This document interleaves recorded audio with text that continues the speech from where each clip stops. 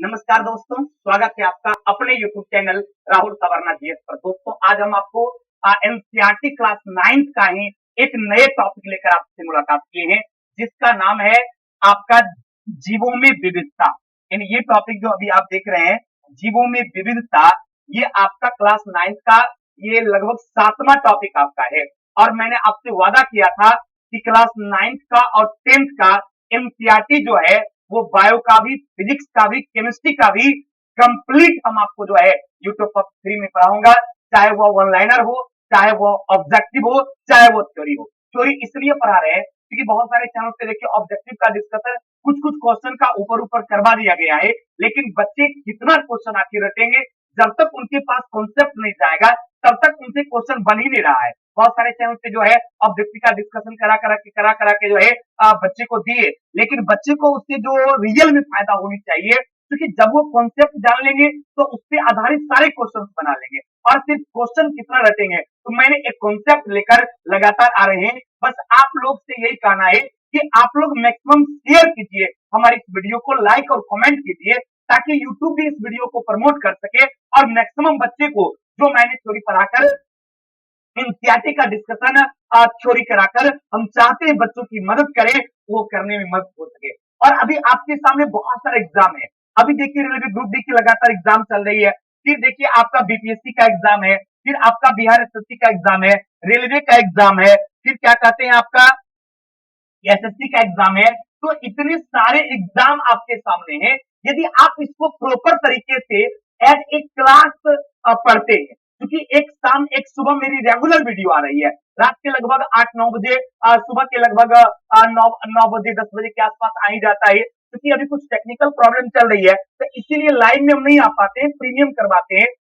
आप लोग को वॉचिंग दिखता होगा तो वो प्रीमियम है, लेकिन हम कभी ऐसा फीलिंग्स नहीं आपको होने दे रहे होंगे कि हम लाइव में हैं या फिर मेरा वीडियो है। बस हम ये समझते हैं कि आप लोग जो भी हमको देखते हैं, आप मेरे सामने हैं और मैं आपको समझा रहा हूं, और आपको भी ऐसी फीलिंग आती होगी कि सर मेरे सामने है, तो थोड़ा सा आप मदद कीजिए, क्योंकि बहुत सारे बच्चे जो है साइंस को लेकर उनका समझिए सर दर्द बन चुका है, वो समझ नहीं पा रहे कॉन्सेप्ट को। और आप हमसे जुड़ेंगे, आपके दोस्त जुड़ेंगे और निश्चित रूप से इस कॉन्सेप्ट को समझेंगे और उनके लिए बहुत अच्छा होगा, और हर एग्जाम के लिए ये रामबाण साबित होगा। क्योंकि साइंस में क्या है कि बायो और फिजिक्स, ये दो चीज यदि आप कमांड कर लेते हैं तो आपसे मैक्सिमम क्वेश्चन बन जाएगा। क्योंकि देखिएगा किसी भी नॉन टेक एग्जाम में बायो का मैक्सिमम क्वेश्चन रहता है, फिजिक्स का कम रहेगा। फिर टेक्निकल एग्जाम होगा तो फिजिक्स का ज्यादा और बायो का कम होगा। तो फिर केमिस्ट्री तो एक एवरेज रहता है सारे एग्जाम में। तो ये सारी चीजें आपको समझना पड़ेगा। तो चलिए आइए स्टार्ट किया जाए, पक्का ना? चलिए मेरे दोस्त, आप लोग कंटिन्यू इस पूरी वीडियो को देखिएगा। इसमें हम 3 चीज पर चर्चा करेंगे। एक, वर्गीकरण का आधार, यानी क्लासिफिकेशन जो एनिमल का किया गया, यानी किसी भी जीव जंतु का जो विभाजन किया गया, उस विभाजन का आधार क्या था।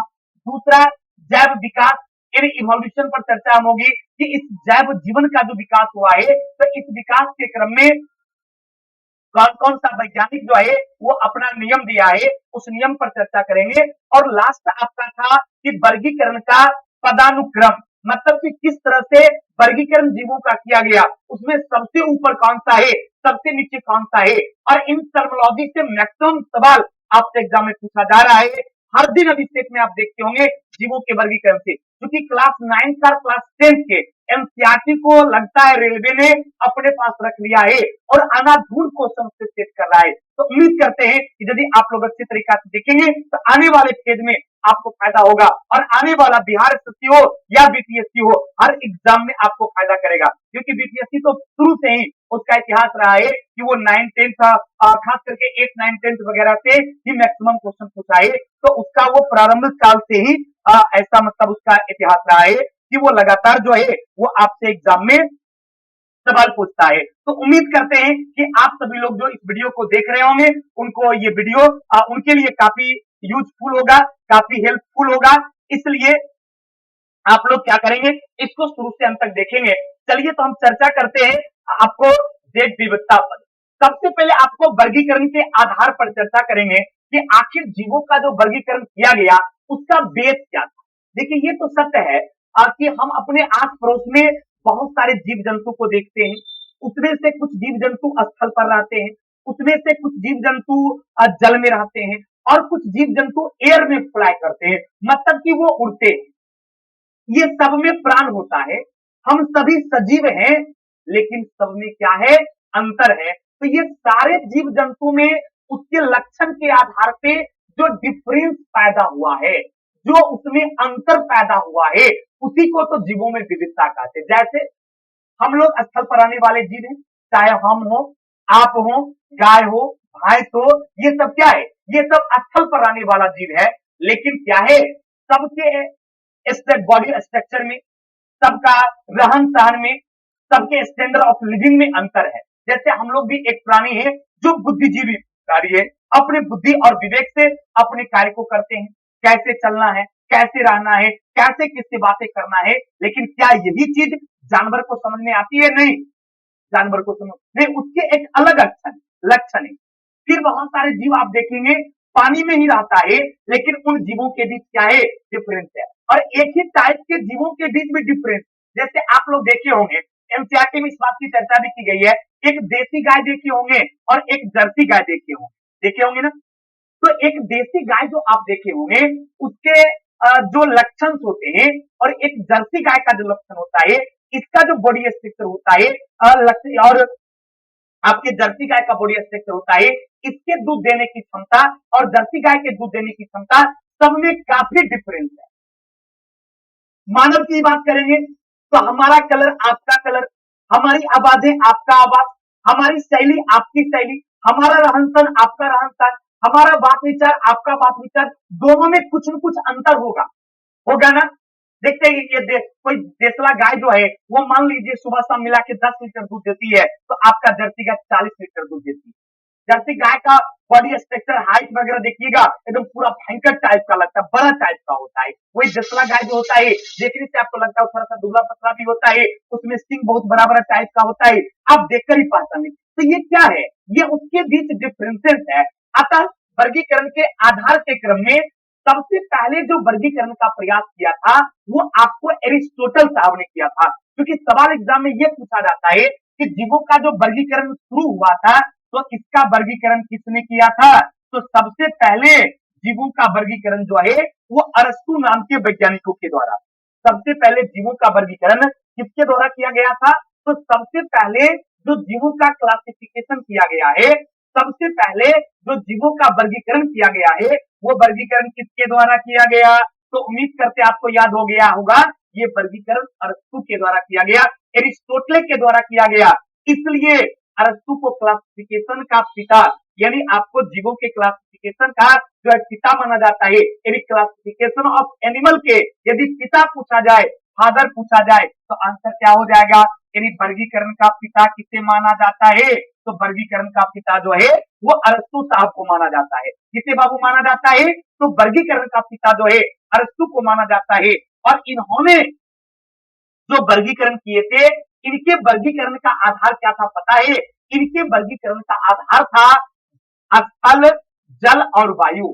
यानी इन्होंने स्थल पर रहने वाले जीव, जल में रहने वाले जीव और एयर में रहने वाले जीव, इस तीन आधार पर जो है ये वर्गीकरण किए थे। तो अरस्तु के वर्गीकरण का आधार कितना था? तो अरस्तु के वर्गीकरण का 3 आधार था। पक्का ना? एकदम दिमाग में बाबू सेट करते जाइएगा। और यदि आपको समझ में आ रहा है और आपको याद हो गया होगा, तो आपका भी परम कर्तव्य बनता है मेरे लिए, ये मेरे दोस्त, कि आप इसको मैक्सिमम शेयर कीजिए, व्हाट्सएप के माध्यम से, स्टेटस के माध्यम से, फेसबुक के माध्यम से, इंस्टा के माध्यम से, ताकि मैं आपके दोस्तों तक और हर बच्चों तक पहुंच सकूं और लोग मुझे जान सके, हमसे फायदा ले सके। और ये फ्री क्लास है, इसमें पैसे तो लेते नहीं है, ये फ्री क्लास है। कोई भी बच्चे देखेंगे और उनको regular syllabus wise, topic wise पढ़ने की मन होगा और वो कभी नहीं पढ़े होंगे, वो हमारे ऑनलाइन कोर्स को खरीदेंगे। और यदि पढ़ लिए होंगे, कोई आवश्यकता नहीं है, इसमें कोई दबाव नहीं है। मैं यूट्यूब पर वादा आपसे किया हूं कि मैं आपके साथ रहूंगा। कब तक रहूंगा? जब तक आप लोग का एग्जाम चलते रहेगा, आप तैयारी करते रहेंगे, तब तक हम आपके साथ हैं। जब तक हमारे शरीर में खून का एक एक कतरा है, हम यूट्यूब पर आपके साथ है। हर दिन 1 घंटा हो, 2 घंटा हो, 1 क्लास हो, 2 क्लास हो, हम पर डे प्रयास करते हैं। अब कभी कभी टेक्निकली कुछ फॉल्ट हो गई, क्लास नहीं हो पाती है टाइम से, वो अलग मैटर है। क्योंकि ये ऑफलाइन क्लास तो है नहीं कि गए मार्कर लेके बोर्ड पे लंबा लंबा दे दिए, कभी बोर्ड में, कभी कैमरा में, कभी कंप्यूटर, ये तो टेक्निकल चीजें हैं, हो सकती है इस तरह का प्रॉब्लम होता, तभी मैं क्लास रोकता हूँ, अन्यथा मेरी क्लासेस आपके लिए कंटिन्यू रहती है। इसलिए आप लोग थोड़ा सा हमको सपोर्ट कीजिए। यदि हम आपको सपोर्ट करते हैं, हम आपकी मदद कर पाते हैं, तो आप भी थोड़ा सा उम्मीद रखते हैं, हम आपसे विश्वास रखते हैं कि आप मेरा मदद करेंगे। पक्का ना? चलिए, तो आइए, क्लियर हो गया कि क्लासिफिकेशन का पिता किनको माना जाता है। जीवों के वर्गीकरण का पिता जो है अरस्तु साहब को माना जाता है। और इन्होंने कितने आधार पर किए? तो 3 आधार पर किए। कौन कौन? स्थल पे रहने वाले जीव, जल में रहने वाले जीव और वायु में रहने वाले जीव। जैसे स्थल पर रहने वाले जीव में हम आप लोग आते हैं, पानी में रहने वाले जीव में मछली आती है, व्हेल भी आता है, मगरमच्छ भी आता है, या अन्य जीव जंतु जो रहता है पानी में वो भी आता है। फिर आपके एयर में रहने वाले में विभिन्न प्रकार की पक्षियां आते हैं। लेकिन क्या पानी में रहने वाले सारे जीव एक जैसा है? सबका एक जैसा स्वभाव है? तो आप कहेंगे सर नहीं। क्या स्थल पर रहने वाले सभी जीव एक जैसा है? तो आप कहेंगे सर नहीं। क्या हवा में उड़ने वाले सारे पक्षी एक जैसा है? तो आप कहेंगे सर नहीं। तो क्लियर हो गया कि अरस्तु साहब ने जो ये क्लासिफिकेशन किए थे, ये वर्गीकरण किए थे, इस वर्गीकरण में त्रुटियां थी।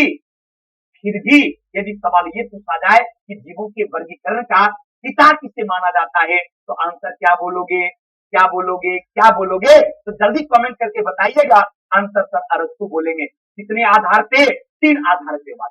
फिर इसके बाद क्या हुआ कि मॉडर्न तरीके से जो क्लासिफिकेशन का प्रयास किया गया, जिनको मॉडर्न क्लासिफिकेशन का फादर माना जाता है, और मॉडर्न तरीके से क्लासिफिकेशन करने का काम जो है वो कैरोलस लिनियस साहब के द्वारा किया गया।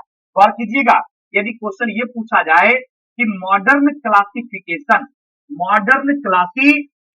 के बारे में पूछा जाता है कि मॉडर्न क्लासिफिकेशन का पिता किसे माना जाता है, तो इसमें नाम किनका आता है? कैरोलस लीनियस का नाम आता है। किनका नाम आता है? Carolus Linnaeus. कई बार क्वेश्चन पूछा गया है कि क्लासिफिकेशन का पिता कौन है, तो आंसर अरस्तु होता है। क्लासिफिकेशन का पिता कौन है? तो अरस्तु। लेकिन बोलेगा मॉडर्न क्लासिफिकेशन का पिता किसे माना जाता है, तो कैरोलस लीनियस। मॉडर्न क्लासिफिकेशन का पिता किसे माना जाता है, तो मॉडर्न क्लासिफिकेशन का पिता जो है वो कैरोलस लिनियस साहब को माना जाता है। यानी इन्होंने आधुनिक तरीके से क्या किया? क्लासिफाई करने का, आधुनिक तरीके से वर्गीकृत करने का काम किया। इसलिए कैरोलस लिनियस साहब को आधुनिक वर्गीकरण का पिता के नाम से जाना जाता है। किस नाम से? आधुनिक वर्गीकरण के पिता के नाम से जाना जाता है। और इन्होंने 2 भागों में जीव जगत को बांटने का प्रयास किए, एक एनिमल किंगडम और एक आपका प्लांट किंगडम। ऐसा किसने किया था? तो आपको लिनियस साहब ने। इसलिए लिनियस को मॉडर्न क्लासिफिकेशन का पिता माना जाता है। क्लियर हो गया? कितने भागों में बांटे? 2 भागों में, एक प्लांट किंगडम और दूसरा क्या हो गया भाई? Animal kingdom. एक प्लांट किंगडम और दूसरा क्या हो गया?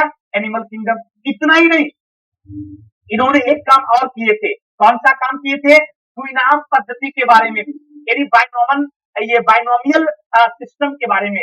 जैसे कि मनुष्य के बारे में आपसे क्वेश्चन पूछता है भाई कि मनुष्य, इसको बोलते हैं हम लोग द्विनाम पद्धति। क्वेश्चन कभी कभी पूछा जाता है कि द्विनाम पद्धति का भी पिता किसे माना जाता है, तो आंसर क्या हो जाएगा? लिनियस को ही माना जाता है।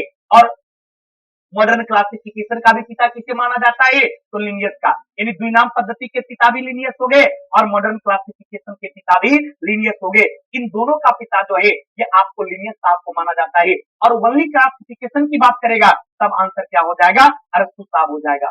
फिर इसके बाद इस क्लासिफिकेशन में और भी बहुत सारे लोगों का योगदान रहा, लेकिन इन दोनों का योगदान सबसे ज्यादा रहा। इसके बाद हम अगले क्लास में आपको बताएंगे आर.एच. विटेकर साहब के बारे में, जिन्होंने 5 भागों में बांटे थे, मोनेरा, प्रोटिस्टा, कवक, पादप, जंतु, उस पर भी चर्चा करेंगे। तत्काल उम्मीद करते हैं ये सारी बातें आपके दिमाग में सेट हो गया होगा कि वर्गीकरण का आधार जो है सबसे पहले अरस्तु साहब के द्वारा स्टार्ट किया गया। और इन्होंने कौन सा आधार दिए थे? स्थल पर रहने वाले जीव, जल में रहने वाले जीव और वायु में रहने वाले जीव। और ये बताए ये तीनों जीव अलग अलग तरह के लक्षण वाला है, इसलिए इसको हम लोग इस आधार पे वर्गीकृत किए। लेकिन इस वर्गीकरण में भी प्रॉब्लम था। अतः मॉडर्न तरीके से जो वर्गीकरण का प्रयास किया गया वो लिनियस के द्वारा किया गया। इसलिए मॉडर्न क्लासिफिकेशन के पिता किसे माना जाता है, तो लिनियस को। और द्विनाम पद्धति का पिता किसे माना जाता है, तो लिनियस को। अब इसमें क्या है बाबू, जैसे मनुष्य की बात करेंगे तो मनुष्य का वैज्ञानिक नाम क्या है? Homo sapiens. तो ये द्विनाम पद्धति जो दिए थे, ये वंश और जाति के आधार पे, कभी कभी क्वेश्चन में पूछा जाता है कि लिनियस साहब जो ये द्विनाम पद्धति दिए थे, इसका बेस क्या था? तो वंश और जाति के आधार पे। किस आधार पे दिए थे बाबू? तो वंश और जाति के आधार पे ये वर्गीकरण किए थे। तो वंश और जाति के आधार पे जो ये वर्गीकरण किए थे, जैसे मनुष्य के बारे में बताया गया कि मनुष्य को होमो सैपियंस कहा जाता है। इसमें होमो और सैपियंस दो नाम है ना, तो होमो इसका वंश है और सैपियंस इसकी जाति है। जैसे आम को कहा जाता है मैंगीफेरा इंडिका, मैंगीफेरा इंडिका दो नाम, एक मैंगीफेरा और एक इंडिका। तो मैंगीफेरा उसका वंश और इंडिका इसकी जाति। उसके बाद मेढक को कहा जाता है राना टिगरीना, दो नाम, राना टिगरीना, राना उसका वंश, टिगरीना उसकी जाति। तो इस आधार पे ये जो वर्गीकरण किया था वंश और जाति के आधार पे, ये किनके द्वारा किया गया? तो कैरोलस लिनियस के द्वारा किया गया।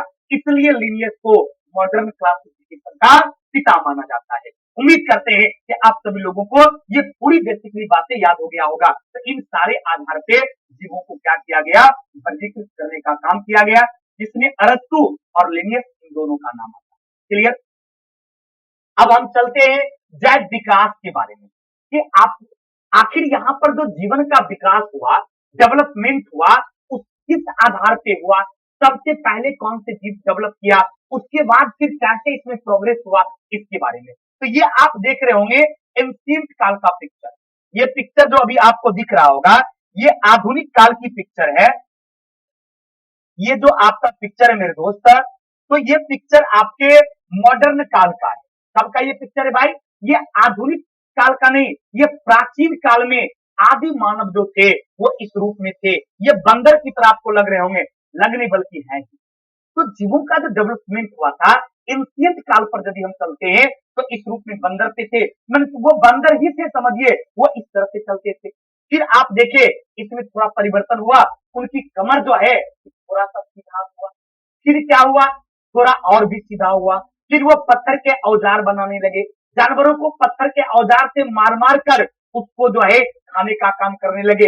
और इस तरह से उसके बाद ये लोग कपड़ा भी धीरे धीरे पहनना स्टार्ट किए, फिर इस रूप में आए। और आज आप जो है कहां चले आए? तो आज आप कंप्यूटर पर चले आए हैं। एकदम चकचुक जमाना हो गया है। नहीं, आज हम लोग एकदम बढ़िया बढ़िया कपड़ा पहनते हैं, बढ़िया बढ़िया जो है भोजन करते हैं, एकदम सारा काम कहा देखते। बोर्ड भी पहले हम लोग व्हाइट बोर्ड ब्लैक बोर्ड पर लिखते थे, व्हाइट बोर्ड पर मार्कर से, अब ब्लैक बोर्ड पर चौक से। और अब जमाना चकचुक आ गया, जो मन करता है वही कलर यूज करते हैं और जैसे मन करता है वैसे यूज करते हैं। तो इस तरह से आपने देखा कि डेवलपमेंट के क्रम में, विकास के क्रम में प्राचीन काल से आधुनिक काल में इतना ज्यादा परिवर्तन हुआ कि नहीं हुआ? हुआ ना। चलिए इससे पहले चलते हैं, पहले कहां चलेंगे? तो इससे पहले यदि हम चलते हैं तब आपका चर्चा होगा किससे कि आखिर यहाँ पर जीवन की शुरुआत कैसे हुआ। तो यहाँ पर जो जीवन की शुरुआत हुआ मेरे दोस्त, वो सबसे पहले पानी से हुआ। ध्यान रखेंगे, जैव विकास जो यहाँ पर स्टार्ट हुआ था, तो यहाँ पर जो जीवन की शुरुआत हुआ था, तो याद रखिएगा जीवन की शुरुआत कहां से हुआ था? जल से। और जल में जो सबसे पहला जीव देखा गया, सबसे पहला प्राणी देखा गया, वो प्राणी पता है कौन है? आर्कोबैक्टीरिया है। कई बार पूछा गया सवाल है कि पृथ्वी पर उत्पन्न होने वाले वह पहला जीव कौन है जिसमें प्राण देखा गया? तो आर्कोबैक्टीरिया। कौन सा भाई? आर्कोबैक्टीरिया। और वो कैसा जीव था? तो जलीय जीव था। अतः जीवन की शुरुआत कहां से हुई? तो जीवन की शुरुआत जल से हुई, यानी पानी से। और उसका नाम क्या था? आर्कोबैक्टीरिया। आर्कोबैक्टीरिया जो है ये पानी में उत्पन्न हुआ, यानी जीवन की शुरुआत जो है आर्कोबैक्टीरिया से हुआ। पहले वो आर्कोबैक्टीरिया रासायनिक पदार्थ पर जीवित रहता था, क्योंकि पानी में क्या था, आपको ये आप डीएनए आरएनए का नाम सुने होंगे, जो न्यूक्लिक एसिड का प्रोडक्ट है। तो पानी में जो न्यूक्लिक एसिड पाया गया या अन्य रासायनिक पदार्थ पाया जाता था, उसी रासायनिक पदार्थ से ये आर्कोबैक्टीरिया जीवित रहता था। तो इसलिए शुरुआती दौर में क्या हुआ कि आर्कोबैक्टीरिया को रसायन पोषी माना गया। क्या माना गया बाबू? गौर कीजिएगा, क्वेश्चन पूछेगा कि जैव विकास के क्रम में सबसे पहले यहाँ पर जीवन की शुरुआत कहां से हुई थी? तो पानी से हुई थी। कहां से बाबू हुआ था? तो पानी से हुआ था। और पानी में जीवित जीव कौन पाया गया? तो आर्कोबैक्टीरिया पाया गया। और पहले ये अपना भोजन किससे करते थे? तो रासायनिक पदार्थ से करते थे। अर्थात इनको पहले जो है वो रसायन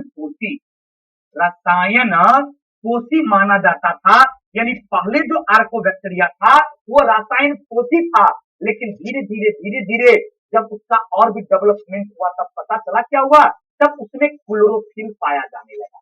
किसमें? आर्कोबैक्टीरिया में। तो पहले ये रसायन पोषी था, फिर बाद में जब इसमें हरित लवक पाया जाने लगा, तो हरित लवक पाए जाने की वजह से ये क्या हो गया कि अपना भोजन स्वयं बनाने लगा। मतलब कि इसमें प्रकाश संश्लेषण होने लगा, इसमें फोटोसिंथेसिस होने लगा। और उस फोटोसिंथेसिस की वजह से क्या हुआ कि अपना भोजन स्वयं बनाने लगा। और आप जानते हैं कि जो अपना भोजन स्वयं बनाता है वो स्वपोषी। तो पहले ये रसायन पोषी था, लेकिन जब इसमें हरित लवक पाया जाने लगा, ये अपना भोजन स्वयं बनाने लगा, तब इसको क्या कहा गया? स्वपोषी कहा गया। तो क्लियर हो गया कि आर्कोबैक्टीरिया पहले अपना भोजन के लिए किस पर आश्रित होता था? तो रासायनिक पदार्थ पर आश्रित होता था, इसलिए उसको क्या कहा जाता है? तो रसायन पोषी। तो आर्कोबैक्टीरिया पहले रसायन पोषी था, फिर बाद में क्या हो गया? जब उसमें हरित लवक पाया जाने लगा, तब से वो क्या हो गया? स्वपोषी होने लगा। उसमें प्रकाश संश्लेषण होने लगा, उसमें प्रकाश संश्लेषण के दौरान ऑक्सीजन का त्याग होने लगा, यानी ये ऑक्सीजन मुक्त करने लगा। क्योंकि क्वेश्चन पूछता है कि कौन ऐसी रासायनिक अभिक्रिया है जिसमें ऑक्सीजन का त्याग होता है? तो दुनिया में एकमात्र ऐसी रासायनिक अभिक्रिया आपका फोटोसिंथेसिस है। आप देखिए ग्रुप बी में क्वेश्चन भी पूछा गया था कि प्रकाश संश्लेषण के दौरान कौन सा गैस मुक्त होता है? तो आंसर क्या होगा? ऑक्सीजन। और यही एकमात्र रासायनिक अभिक्रिया है जिसमें ऑक्सीजन का त्याग होता है, अर्थात ऑक्सीजन मुक्त होता है। कोई कंफ्यूजन आपको कहीं से भी? क्लियर हो गया। उसके बाद देखिए इस जैव विकास के क्रम में जो है बहुत सारे वैज्ञानिकों ने अपना सिद्धांत दिया। आप उसमें डार्विन का नाम सुना होगा, आपने लेमार्क का नाम सुना होगा। अतः इस विकास के क्रम में जो सबसे पहले सिद्धांत दिया था उन वैज्ञानिक का नाम क्या था? लेमार्क था। सबसे पहले सिद्धांत किसने दिया भाई? तो लेमार्क साहब जो है इस जैव विकास के क्रम में अपना पहला सिद्धांत दिया। और उन्होंने 1809 ईस्वी में, कितने भाई? तो आपके लेमार्क साहब जो हैं, गौर फरमाइएगा, क्वेश्चन पूछा जाता है कि जैव विकास के क्रम में अपना पहला कॉन्सेप्ट किसने दिया था? तो आपको लेमार्क साहब ने दिया था। कौन दिया था भाई? लेमार्क साहब ने। और इन्होंने क्या किया? 1809 ईस्वी में एक पुस्तक लिखी थी, उसका नाम था फिलोस्फिक जूलॉजिक। और कई बार एक क्वेश्चन पूछा गया है कि फिलोस्फिक जूलॉजिक के लेखक कौन है? तो आंसर क्या हो जाएगा? लेमार्क। किताब का नाम क्या था बाबू? गौर कीजिएगा, फिलोस्फिक जूलॉजिक। जूलॉजिक क्वेश्चन पूछेगा कि फिलोसफिक जूलॉजिक के लेखक कौन है? तो फिलोसफिक जूलॉजिक पुस्तक जो थी वो लेमार्क का था। और इन्हीं ने इस पुस्तक के माध्यम से जैव विकास के बारे में सबसे पहले कॉन्सेप्ट दिया था, जिसमें उन्होंने बताया क्या था? तो जैव विकास के बारे में उन्होंने कॉन्सेप्ट में बताए कि use and miss use theory. मतलब यदि आप अपने बॉडी का यूज ज्यादा करते हैं तो वो ज्यादा डेवलप करेगा, कम करते हैं तो कम डेवलप करेगा। इसके अलावे वो बताए कि लोगों को जीवन के लिए संघर्ष करना पड़ता है। क्यों भाई संघर्ष करना पड़ता है? क्योंकि जीवों में बहुत ज्यादा विविधता पाई जाती है और इस विविधता के वजह से बहुत ज्यादा संघर्ष पाया जाता है। तो इस तरह से जैव विकास के क्रम में लेमार्क ने क्या किया? अपना कॉन्सेप्ट दिया। और इनकी पुस्तक का नाम एकदम याद रखिएगा, कौन सा पुस्तक था? तो फिलोसफिक जूलॉजिक। इसके बाद एक आए आपको डार्विन साहब, और डार्विन साहब ने भी अपना कॉन्सेप्ट दिया। क्या क्या कॉन्सेप्ट दिया? कि जीवों में प्रजनन की अपार क्षमता होती है। फिर ये कॉन्सेप्ट क्या दिए कि यहाँ पर क्या कहते हैं, जो जीवन काल में आदमी लक्षण गेन करता है वो अगले पीढ़ी में जाता है, उससे विविधताएं भी उत्पन्न होती है। और इन्होंने एक किताब लिखा था, उसका नाम क्या था? The origin of species. क्योंकि सवाल एग्जाम में पूछा जाता है कि द ओरिजिन ऑफ स्पीसीज के लेखक कौन है? तो डार्विन साहब हैं। और फिलोसफिक जूलॉजी के लेखक कौन है? लेमार्क। उस विकास में या जैव विकास में पहला कॉन्सेप्ट किसने दिया था? लेमार्क ने दिया था। दूसरा कॉन्सेप्ट किसने दिया था? तो डार्विन ने दिया था। और डार्विन का ये बुक कौन है? The origin of species. याद रखिएगा, the origin of species. Question पूछेगा कि डार्विन की कौन पुस्तक है, तो द ओरिजिन ऑफ स्पीसीज पुस्तक है डार्विन का। और लेमार्क का कौन पुस्तक है, तो फिलोसफिक जूलॉजी। एक और वैज्ञानिक इसमें आए थे जिन्होंने भौतिकवादी सिद्धांत दिया था, उसमें उनका नाम है A.I. ओपेरिन, और उनकी किताब का नाम था द ओरिजिन ऑफ लाइफ। गौर कीजिएगा, डार्विन की किताब है द ओरिजिन ऑफ स्पीसीज और A.I. ओपेरिन की किताब कौन थी, द ओरिजिन ऑफ लाइफ। तो इस तरह से जीवों में विविधता देखा गया, जीवों के विकास का क्रम इस तरह से डेवलप हुआ। इसके बाद आप देखेंगे कि वर्गीकरण का पदानुक्रम, यानी जब यहाँ वर्गीकरण हो गया जीव जगत का, तो इसको कई पार्ट्स में डिवाइड किया गया, जिसके सबसे ऊपरी शिखर पर आपका जगत आता है और सबसे नीचे जाति आती है। यानी वो जाति से स्टार्ट होता है। कहां से स्टार्ट होता भाई, आपका जो है ये जाति से स्टार्ट होता है।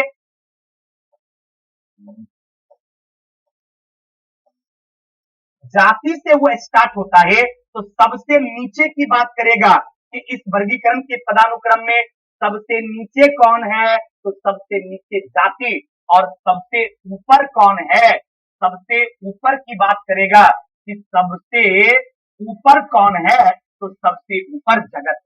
सबसे ऊपर कौन है भाई, जगत, और सबसे नीचे कौन है, जाति। यानी जाति से स्टार्ट होता है, तो पहले जाति हो गया, फिर क्या हो गया, वंश हो गया, फिर कुल हो गया, फिर गण हो गया, फिर वर्ग हो गया, फिर संघ हो गया, और फिर क्या हो गया, जगत हो गया। तो इस तरह से जब आप नीचे से ऊपर जाएंगे, तो जब आप नीचे से ऊपर जाएंगे, तो सबसे ऊपर कौन हो गया भाई, तो सबसे ऊपर आपका जगत हो गया। इसके बाद कौन हो गया, तो जगत से जस्ट नीचे आपका संघ हो गया, संघ से जस्ट नीचे क्या हो गया, तो आपका वर्ग हो गया। नहीं, देखिए ये आपको ऊपर से नीचे हम आ रहे हैं, तो सबसे ऊपर जगत, उसके बाद संघ, उसके बाद वर्ग हो गया। वर्ग के नीचे कौन जाएगा, गण जाएगा। गण के नीचे कौन जाएगा, कुल जाएगा। कुल के नीचे कौन जाएगा, वंश जाएगा।